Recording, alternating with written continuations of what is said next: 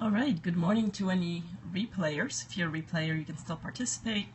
Tap on the screen for hearts. You can share when you hit the little person in the bottom corner.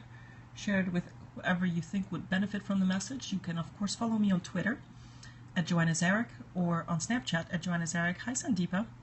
And you can ask me questions there. Whether you're struggling with something on finance, you have a technical question, or you just need some encouragement, I am able to do that. All right. So good morning, and if you're new to me, my name is joannazarach, and I talk every single day about money habits. So 7 days a week at 10 a.m., I do a broadcast that really trying to get people to get in the habit of paying attention to their money. And we go through some of the stuff that I go over is, fairly technical.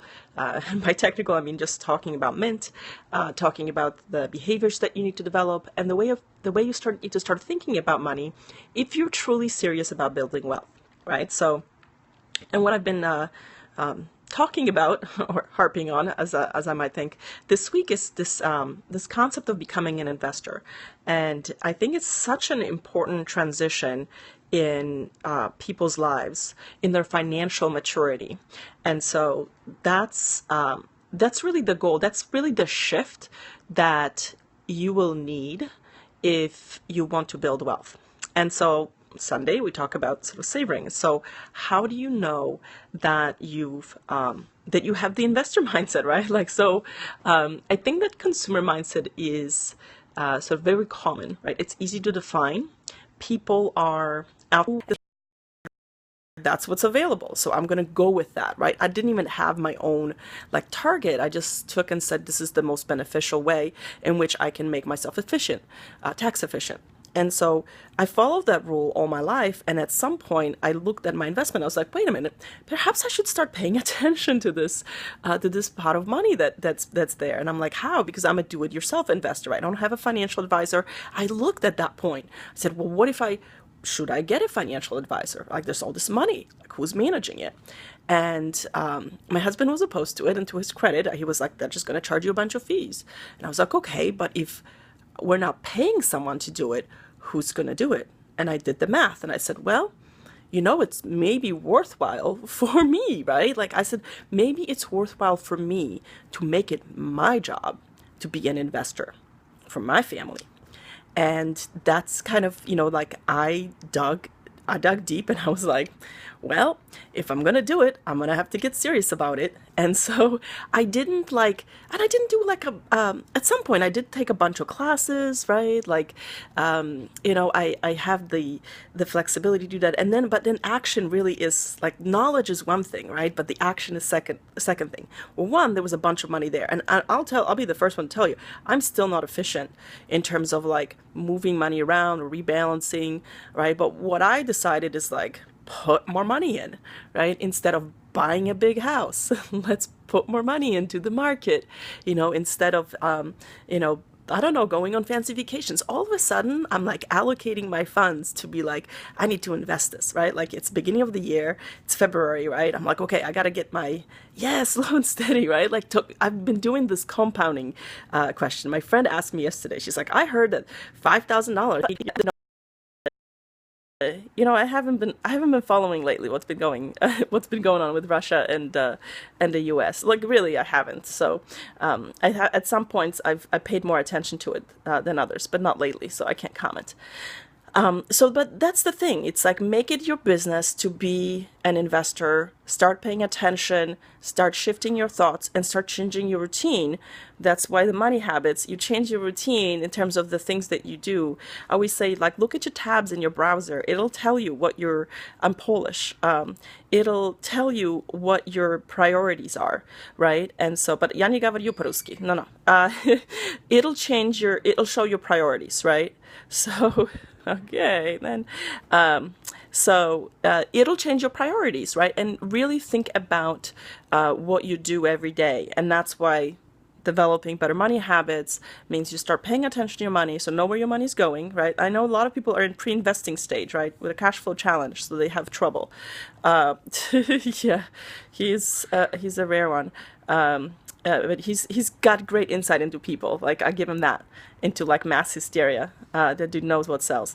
And so the so yeah, so getting it right, he does like you got to give people credit when they're I'm in high risk.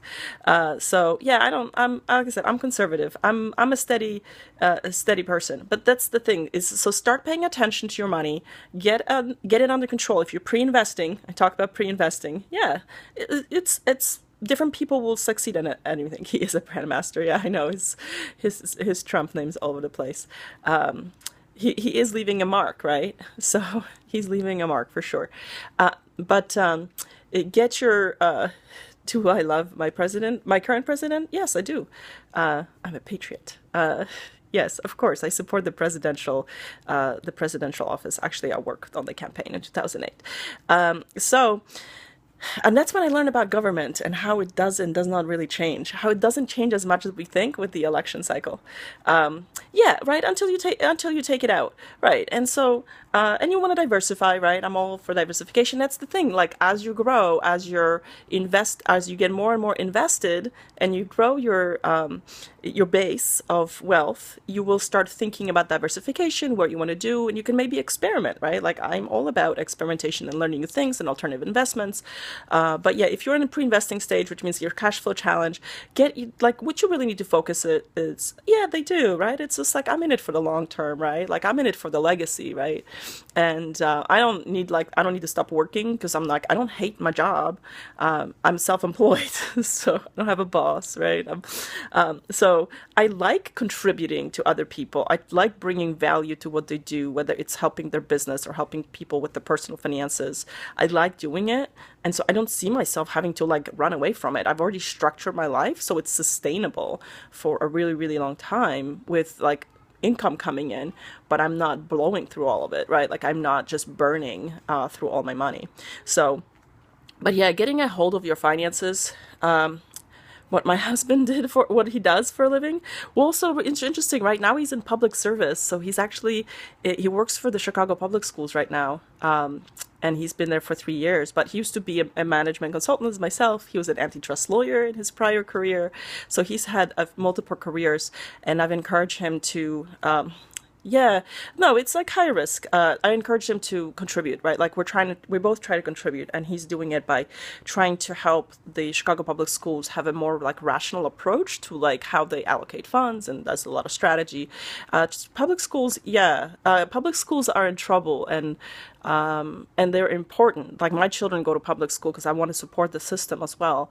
But they're very important, right? So even though it's like doesn't pay really well, it's okay. Like he can take a job that he wants to do because we're not like relying.